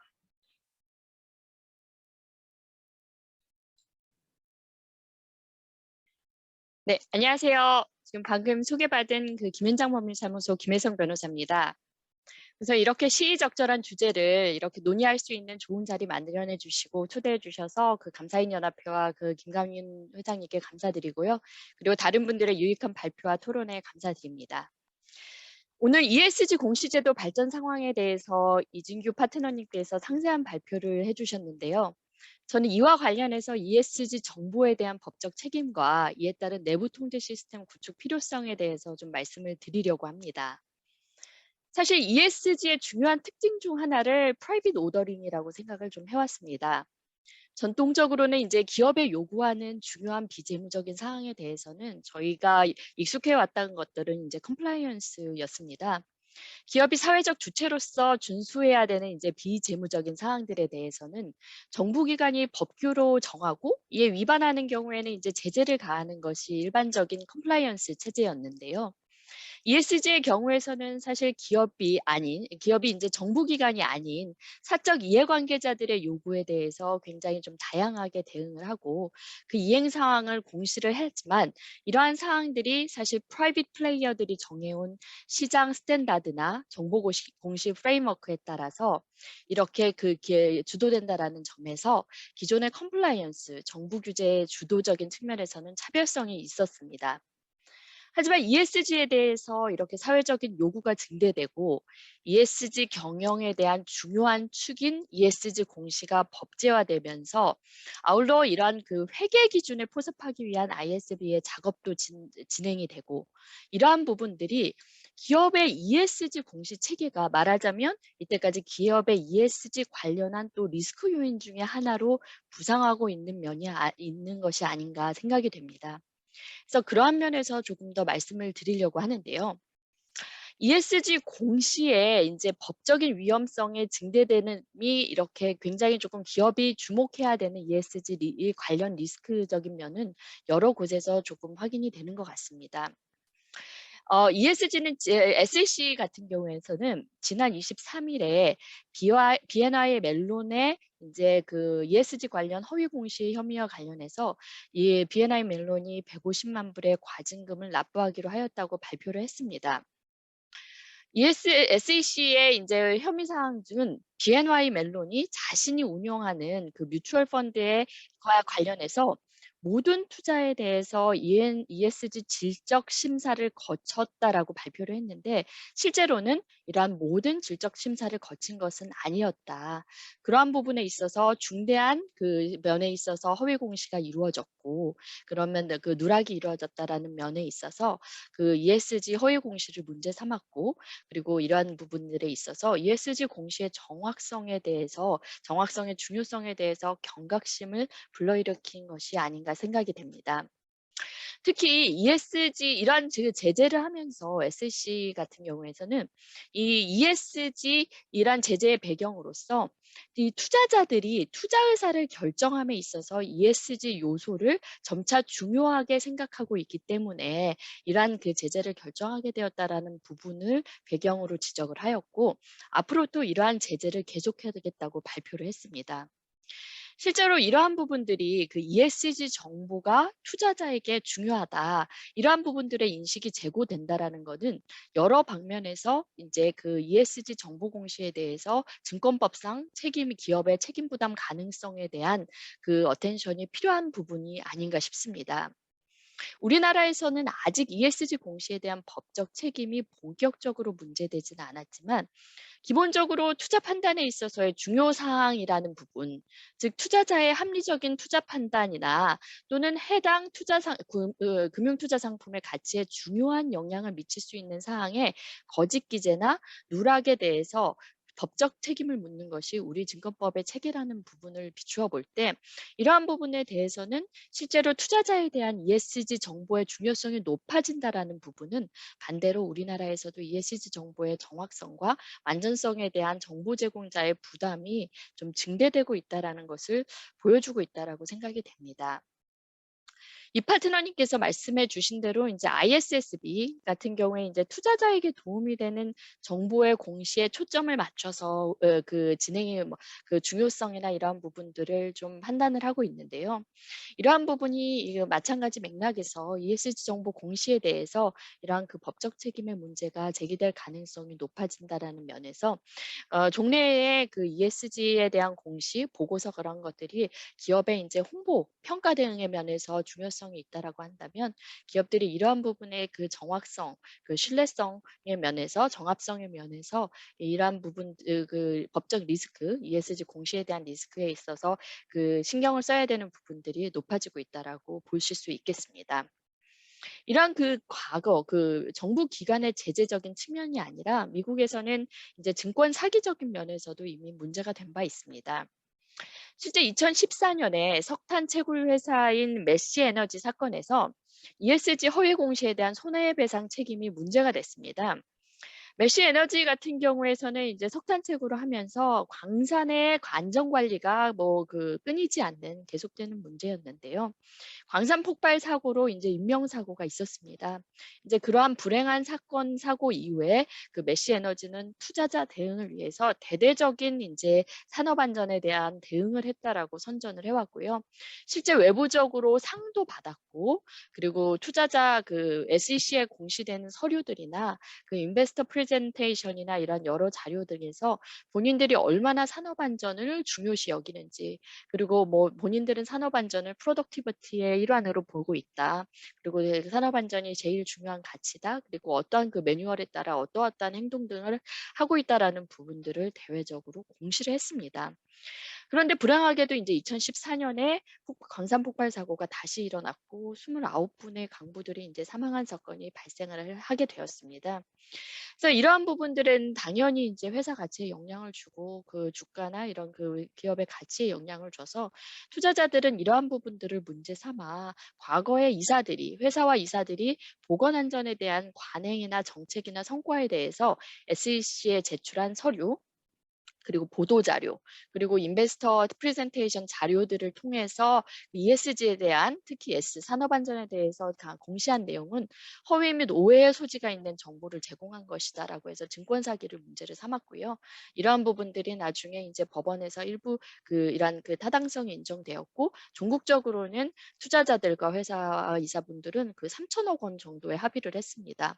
이와 같이 이러한 그 ESG 그 자체에 대해서 ESG 경영, ESG에 대한 리스크 이 자체에 대한 리스크도 중요하지만 실제로 이러한 부분들이 어떻게 정합성 있는 정보로 외부적으로 공시가 되고 있는지에 대한 이러한 부분들도 ESG 관련된 중요한 리스크로 이러한 그 ESG의 법제화와 관련돼서 좀 재고가 되고 있다라고 생각이 됩니다. 이러한 부분에 있어서의 이사와 이사회와 이사의 역할에 대해서는 좀 사실은 앞에서 말씀해 주신 부분들과 또 맥락이 닿아서 점점 이사분들의 고민이 되어볼 수 있는 부분일 수밖에 없을 것 같습니다. 이 파트너님과 이제 정선임 연구위원님께서도 강조를 해주셨는데요. ESG 가버넌스의 뼈대는 사실 ESG 리스크 관리를 이사회에 요구를 하고 있다는 것입니다. 그래서 실제로 이제 많은 여기 있는 전문가분들도 아시겠다시피 지속가능 보고서에 대해서 해외에서 이사회의 승인까지 필요하느냐, 보고까지 되느냐 이런 부분들에 대해서도 여러 가지 그 어떤 그 요구의 수준이나 그런 부분들이 각 국마다 수준마다 조금 달리 진행이 되어 가면서 ESG 경영뿐만 아니라 ESG 공시에 있어서도 이사회의 책임 부분들도 계속해서 이제 논란이나 문제가 될 것으로 생각이 됩니다. 그런 부분에 있어서 ESG 공시 제도가 법제화되고 점점 더 투자자의 중요 정보로서 그 최소 미니멈 스탠다드에 대한 기대 수준이 높아지면서 이러한 리스크를 어떻게 관리해야 될지 이사분들의 고민이 깊어질 수밖에 없을 것 같습니다. 과거에 이제 회계에 대해서는 당연히 뭐 아시다시피 이제 이사분들의 그 책임이 개인 책임을 문제된 경우들이 있는데요. 최근에는 이제 그 회계뿐만이 아니라 그 대법원이 회사의 담합 행위에 대해서 실제로 이제 실무진에서 이루어진 담합 행위에 대해서 대표이사, 사내이사뿐만 아니라 그 내부 사회이사의 책임을 인정해서 화제가 된 바가 있습니다. 이 판결은 과연 이사의 적극적인 위법 행위가 없을 때 그 관리 감독 책임을 어디까지 인정해야 할 것인지에 대해서 많은 주목을 받았는데요. 이 이사의 감독 의무 내지 이제 내부 통제 시스템 관리 의무와 관련해서 대법원은 높은 법적 위험이 예상되는 업무와 관련해서는 이사는 내부 통제 시스템을 구축하여야 한다. 이러한 부분에 대해서 신경을 써야 한다라는 일반적인 기준을 제시를 했습니다. 이건 반대로 이러한 일반적인 기준, 그러니까 나열되지 않는 그 높은 법적 위험이 예상되는 부분이라는 일반적인 기준에 대해서 어떻게 이사분들이 대응을 해야 되는지 이러한 부분들에 대해서는 앞으로 기업의 이러한 그 활동, 기업의 제재, 기업의 손해배상 책임 이러한 여러 가지 경영상의 리스크와 관련해서 계속적으로 이제 구체적인 사항들이 문제될 수밖에 없을 것 같습니다.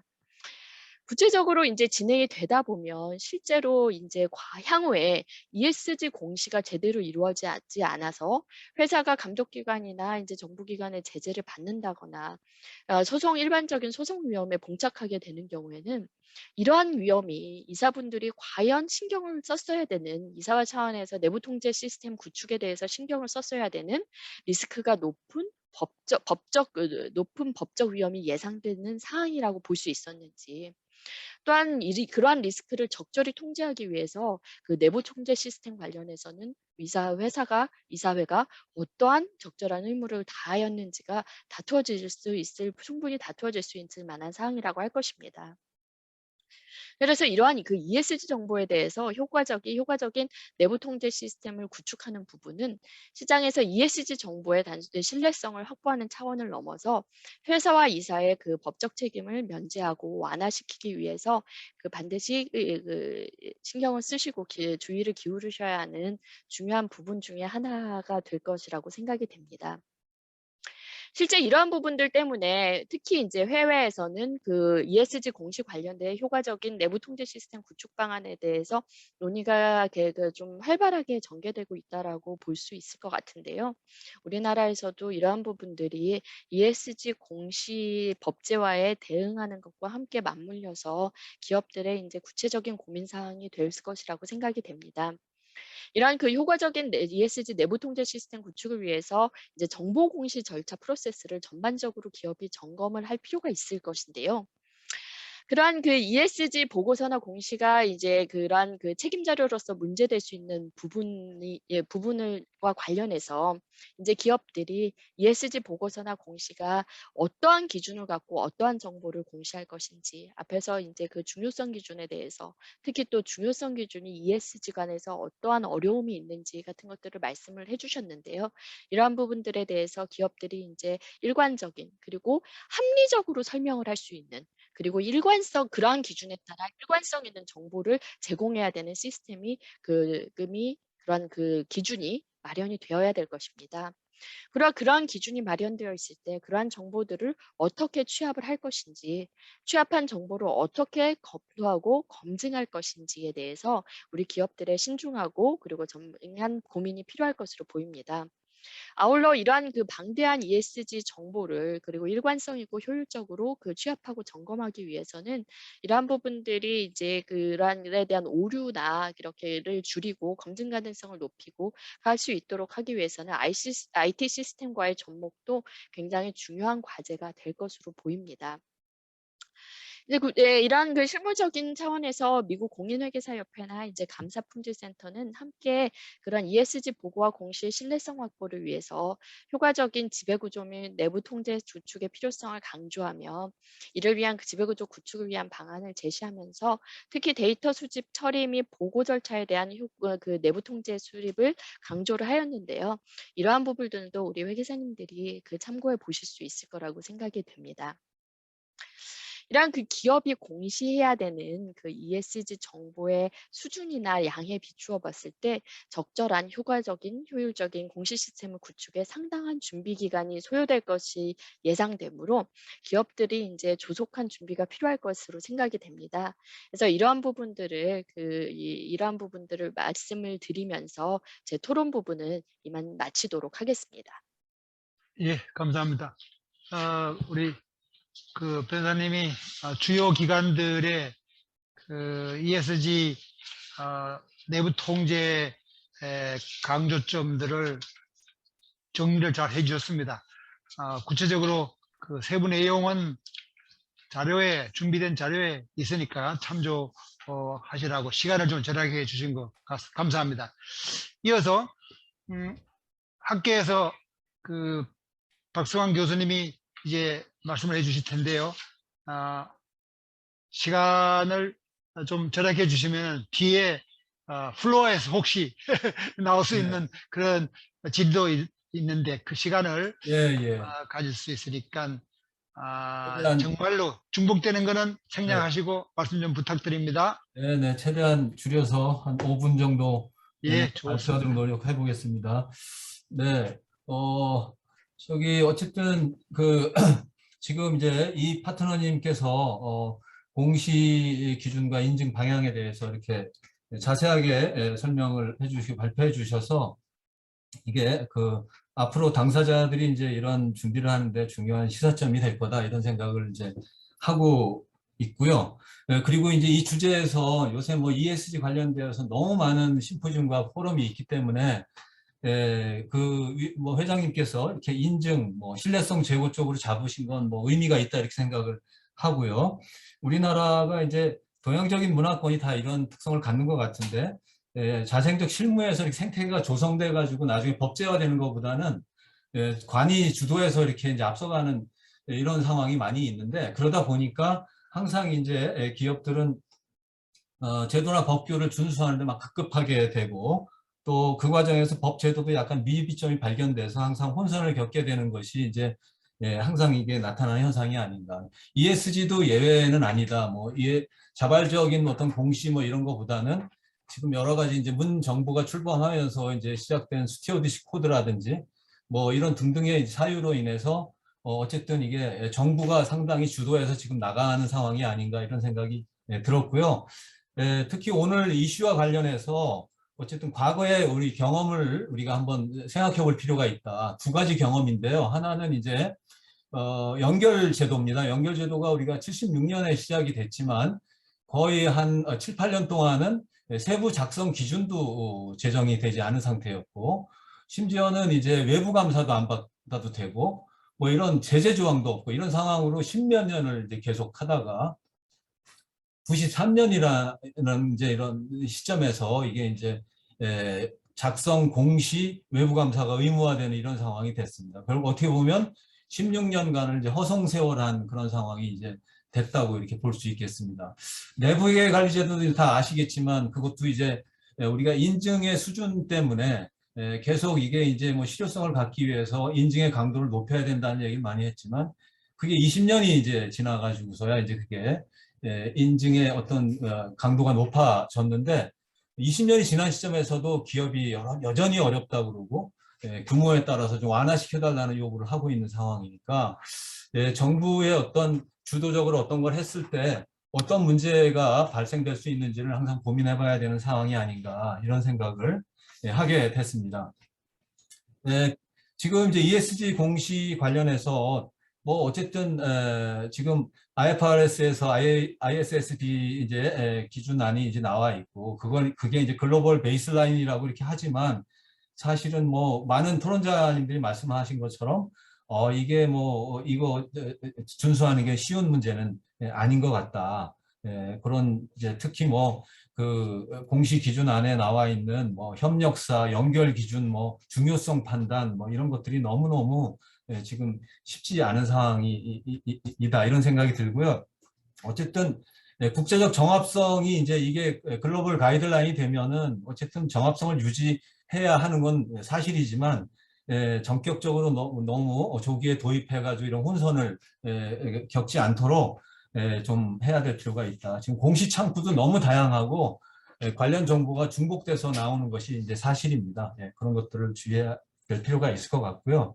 어쨌든 이제 오늘의 이슈는 어떻게 보면 인증도 중요한 이슈가 될 것 같은데 어쨌든 공시 기준이 표준화되면 이제 인증을 의무화 이제 공시가 의무화돼야 또 의미가 있는 거고 그게 이제 어떤 인증에 의해서 그 신뢰성이 높아져야지 그게 또 더 의미가 있는 것인데 지금 이제 인증 절차와 관련해서 발표자께서 이제 두 개의 인증 기준을 제시했지만 어쨌든 지금 인증 기준 통일이 안 돼 있고 그리고 인증기관의 어떤 적격성의 문제도 여전히 존재하는 거죠. 물론 인증 기준은 아직 생각할 단계도 아니라고 이제 말씀을 하시지만 사실은 이렇게 인증의 강도가 낮아지거나 인증을 뭐 이렇게 강요하지 않는 이런 상황이 되면 결국 여전히 이제 이 관련 정보가 그렇게 의미 있는 정보로 활용될 가능성이 낮아지는 것은 자명한 일이 아닌가. 그래서 충분히 선제적으로 이제 이것도 같이 고민을 해야 될 사항이다. 이런 말씀을 드리고요. 그다음에 이제 마지막으로 우리가 이제 지금 정부 부처별로 지금 제가 환경부 그 공시 시스템도 보고 거래소 시스템도 보고 뭐 지금 대한 뭐 상위의 뭐 시스템도 보고 지속 가능 경영 보고서가 지금 한두 군데 나와 있는 게 아니고 공시 창구도 너무 다양한데요. 이런 것들이 기업에 너무 과도한 부담을 주고 중복된 공시가 나와서 그냥 피로감을 너무 주는 거 아닌가 이런 생각이 들면서도 기업이 인식을 개선할 필요도 있다.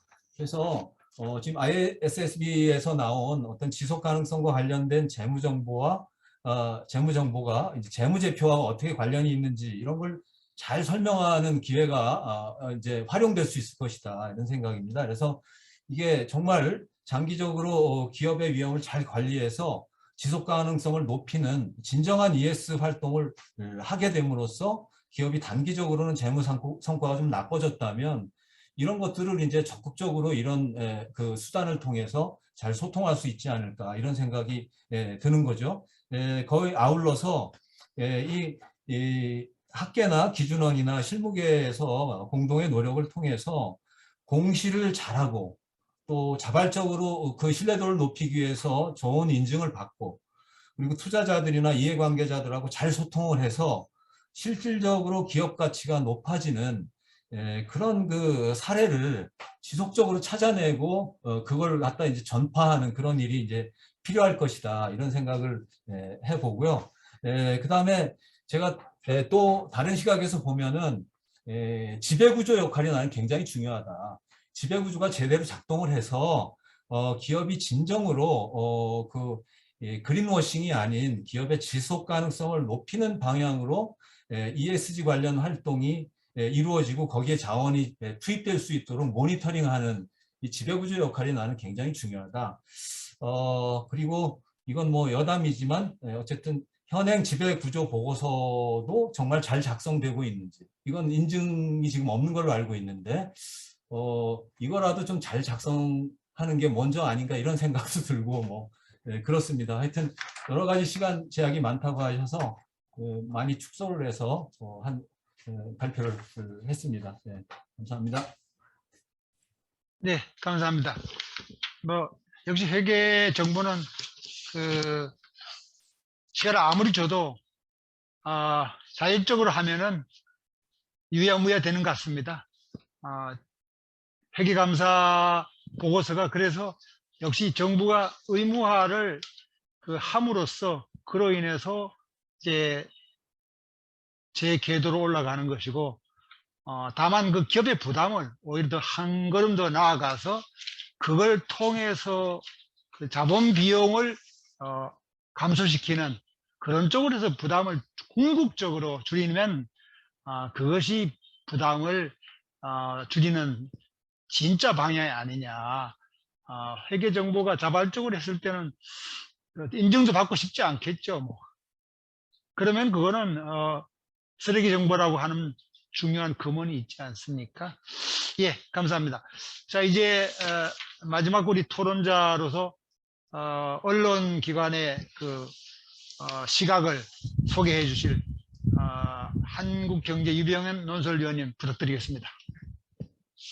예, 앞에 그 발표자분과 토론자분 얘기를 많이 배웠고요. 오래 기다렸는데 그 말씀을 들어보니까 모든 당국이나 기준원 그리고 기업들이 한테 ESG 공시가 도입되고 자리 잡는 데는 아마 긴 인내와 인고의 시간이 될 것 같습니다.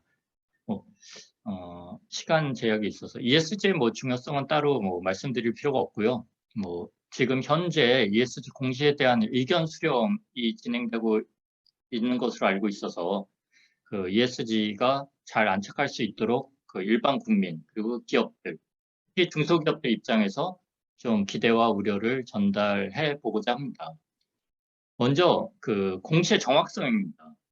그 다 아시다시피 기존 재무정보랑 다르게 그 지속 가능 관련한 비재무 정보를 재무 정보화하는 데는 상당한 추정과 가정을 전제로 하고 있습니다. 이건 또 무슨 말이냐면 그 불확실한 정보를 다루기 때문에 그 기업이 제공한 정보가 기업 공시를 기업 공시를 보는 소비자나 투자자 그리고 이해관계자들에게 잘못된 그 오해와 그 불투명한 정보로 인해서 피해를 입을 가능성이 있고, 이건 또 기업 입장에서는 불가피하게 이런 공시 때문에 심각한 소송 리스크에 맞닥뜨릴 수 있는 큰 리스크가 존재하고 있다는 의미입니다. 그 두 번째로 보면 그 비재무적 성과와 영향을 금액으로 나타내는 문제입니다. 예를 들어 보면 한 기업이 온실가스 배출이 많은 공장을 만약에 폐쇄를 한다 그러면 그 폐쇄에 따른 고용인원 뭐 감축이나 지역사회의 영향을 공시를 해야 됩니다. 근데 지역사회의 영향을 과연 그 정확한 금액으로 환산해서 공시를 하는 게 가능한가? 이 공시 액수가 그 공시를 하는 주체나 그 주체별로 달라지면 그거에 대한 그 공시 정보에 대한 신뢰성을 떨어뜨리는 건데, 이런 게 과연 가능한가? 또 한 가지 뭐 당연한 그 우려인데요. 그 중소기업들, 대기업들이야 뭐 별 문제가 아니지만 그 중소기업들이 이런 정보를 처리하기 위해선 시스템을 구축하거나 외부 기관을 활용해야 되는데, 이런 변수를 처리를 하고 이런 데이터들을 모아서 공시하기까지의 인력과 자산, 노력이 굉장히 많이 요구된다. 그래서 중소기업들한테는 이게 2025년부터 30년까지 단계적으로 의무화를 해가는 과정으로 알고 있는데, 이게 중소기업들한테는 굉장히 그 날벼락이 될 수 있다. 또 하나 약간 뭐 사례 정도로 탄소가스 배출량 같은 걸 스콥 3까지 들어가는 것도 굉장히 기업들한테는 큰 부담이다. 기후 관련 공시가 기업들한테 뭐 각종 연결기업, 관계기업 이렇게 스콥 1, 2, 3, 1, 2까지에 추가해서 3까지 이제 3의 일정 부분까지 요구하는 것으로 알고 있는데요.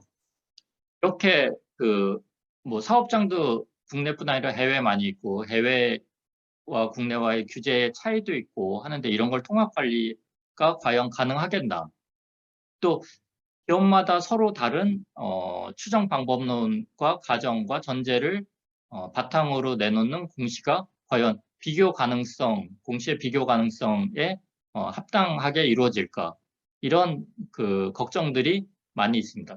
근데 제가 이 토론을 하기 위해서 몇몇 분들한테 좀 물어보니까 그 일부 대기업들을 제외한 대부분 기업들은 아직 그 ESG 공시에 관한 그 인식조차 못하고 있는 게 현실입니다. 아마 이렇게 준비되지 않은 기업들한테는 ESG 공시가 갑자기 닥치는 경우에 굉장히 큰 재앙이 될 것 같고요. 앞으로 많은 교육과 홍보 지원이 필요한 부분이 될 것 같습니다. 그래서 저희 한국경제신문이 ESG에 관련한 캠페인을 선도적으로 해오고 있는데요. 저희 신문사와 언론인으로서 저 자체도 사람들 그리고 그 일반인들과 기업에 좀 여론을 환기시키고, 이 ESG가 말씀하신 대로 하나의 경영 기회로 ESG 공시가 자리 잡고 활용될 수 있도록 언론인으로서 언론 매체로서 열심히 지켜보고 선도적으로 가이드를 해서 안착하는 데 노력하겠습니다. 예, 이상입니다. 예, 감사합니다. 선생님 시간 절약해 주셔서 고맙습니다.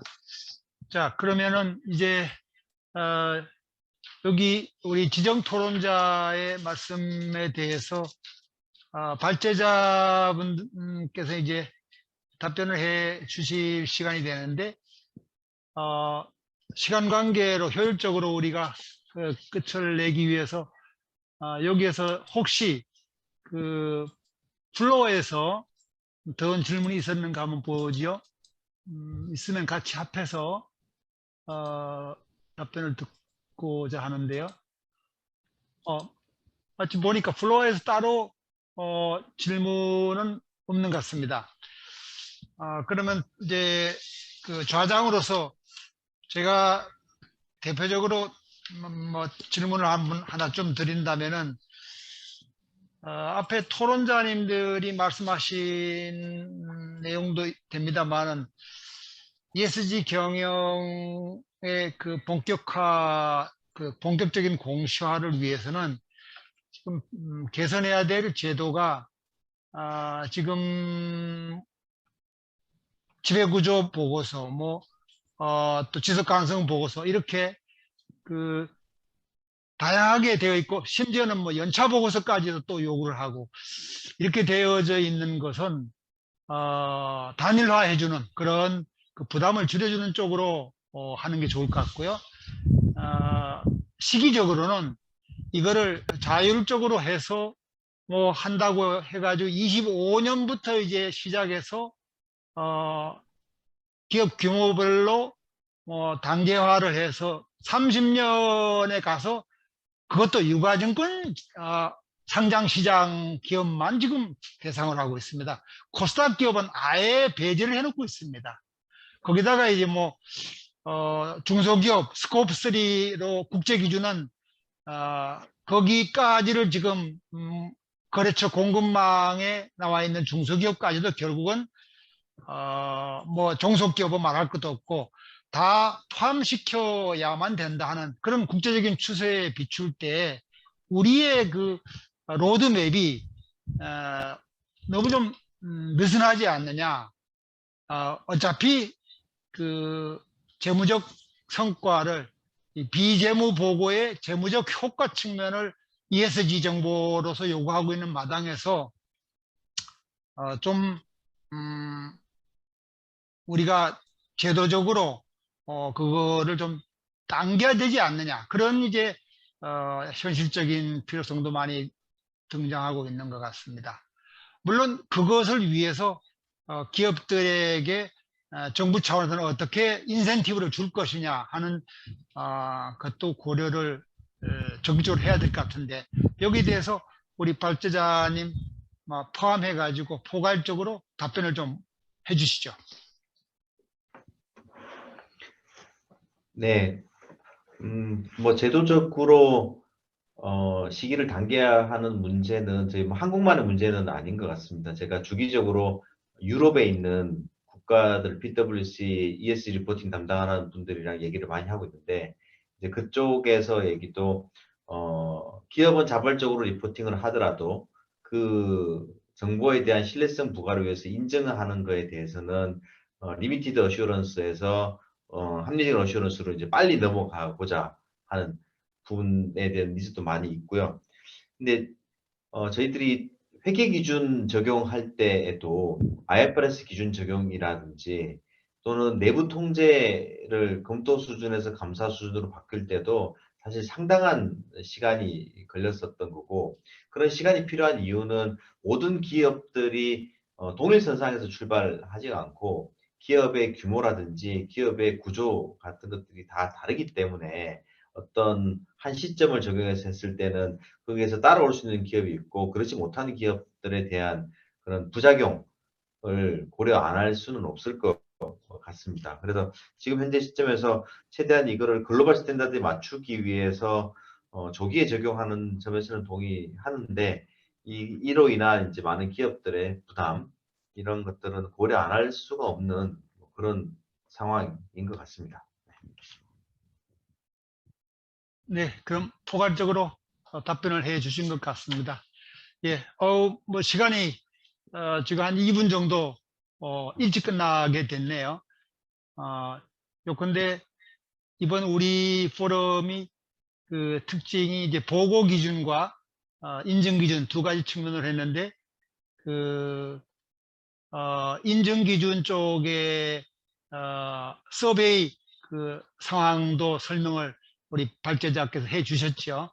그래서 그것도 어차피 지금 그 국제 추세하고 비교할 때 한국은 좀 느슨하게 되어져 왔고, 오히려 그 기준도 ISAE가 아니고 AA 1000로 해서 좀 느슨하게 된 기준, 그 다음에 또 거기에 그 확신 수준도 좀 그 느슨하게 평가를 받고 이렇게 되어 왔는데,